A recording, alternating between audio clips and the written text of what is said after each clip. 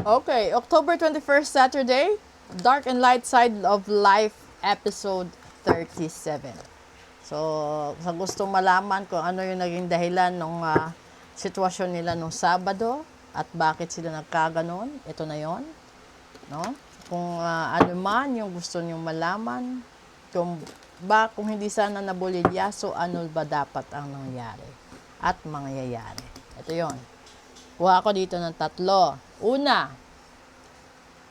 ay barang. Pangalawa, Diyos ko, na-trap na.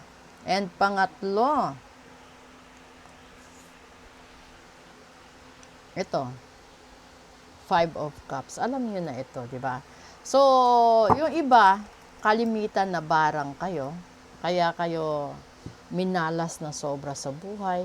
Yung parang kahit anong gawing kayod, hindi na kayo uunlad. Kahit anong gawing pagtitipid, nauubos pa din, di ba? Tapos, ito yung panahon na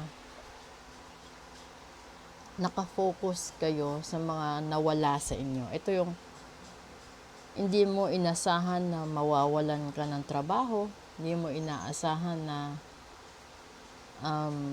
magkakaroon ng pandemya, mauubos lahat ng puno na naipon mo, mauubos lahat ng napundar mo, malulugi negosyo mo, magkakasakit ka, no?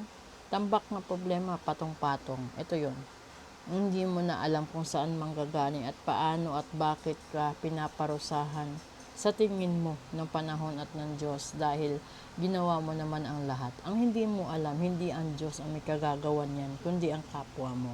Kasi may mga taong matindi ang galit sa'yo, matindi ang inggit sa'yo, na pinapabarang ikaw para maipit ikaw sa kawalan. Di ba? So kung eto tingnan natin dito, kung hindi ka nabarang, ano sana ang meron sa buhay mo ngayon? Ay, nako. Pangalawa, the star. Death yung una, death card. Pangatlo, may pangalawa star. Seven of Wands. Napakaganda. So, di ba? Kung hindi ka sana nabarang, yung death kasi signifies another chance, a rebirth. So, ibig sabihin, kung sa larangan ng pag-ibig, may pag-asa pa na magkatagpo kayong muli. Magkakabalikan kayong muli. At kung ito naman sa pangkabuhayan, may pag-asa. All your hopes and dreams will do come true. At 70% mananatili sa'yo. So, ibig sabihin, fair enough na nasa 70% panalo ka. 'Di ba? Sa lahat ng bagay. Yung konting kembot na lang nasa 80-90% ka na. Kasi wala namang 100% sa buhay.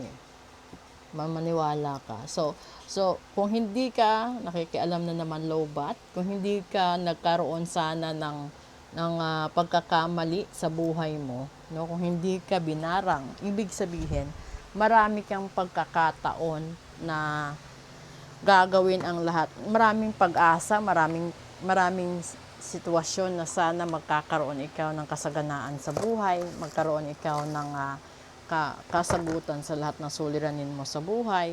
At higit sa lahat, no, ito yung panahon na sana natagpuan mo agad yung soulmate mo, na hindi ka na dumaan sa mga maling tao, hindi ka na dumanas ng trauma, hindi ka na dumanas ng depresyon, anxiety, etc., etc.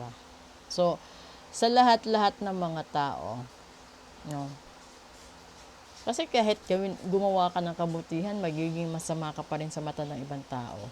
Lalo na sa mata ng mga inggitera at chismosa. So, yung gagawin mo is, mag-focus ka sa sarili mo, mahalin mo sarili mo, at yung actions mo na lang, yung results na lang, yung makikita ng ibang tao na nagsusumikap ka. So, it is better for you to do some actions or to more on actions rather than words. Kasi, if you talk a lot, the people will not believe you. The people will not be happy na ganyan yung ginagawa mo sa buhay. So, whatever you're doing right now, do it for yourself, not to impress other people, but to to to for yourself satisfaction, for yourself for your own happiness, 'di ba? Ito 'yun. magbago ka, gumawa ka ng mga panibagong hakbang, strategy. Kung gusto mo habulin yung taong iniwanan mo, habulin mo. Para may pagkakataon ka pa, para malaman mo. Kasi ito dapat yung panahon na sa tingin mo parang tapos na, pero hindi pa kayo nagtapos. Walang closure. So kung wala kayong closure sa bawat isa, mag-uusap kayo. It's either to continue or to stop. Para maging fair sa lahat-lahat.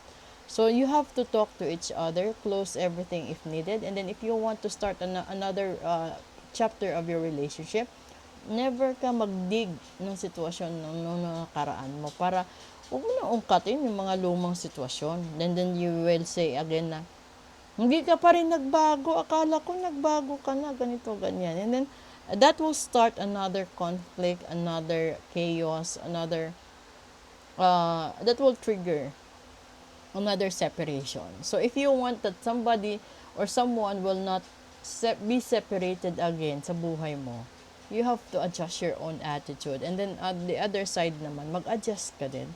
Kasi, you have to grow. Kailangan mong matuto. Nagse-celebrate nga tayo ng birthday natin. Dapat taon-taon nagbabago tayo, natututo tayo. At dapat, kailangan din nating tanggapin na may mga tao tayong masasaktan, may tao tayong iiwanan, may taong mapapasaya, at may taong makukontento. Ganun yun. So, napakasimple sana ng buhay, pinapakomplikado lang ng mga tao. So, sana maintindihan nyo, eto na yon. Kung may barang kayo, tanggalin nyo ang barang para pumasok lahat ng blessing sa buhay ninyo. Kung may kulang kayo, ipatanggal ninyo. Kung may gayuma, ganun din. At saka lalong-lalo na kung may sumpa kayo, okay? Maraming salamat po sa inyong lahat at magandang gabi.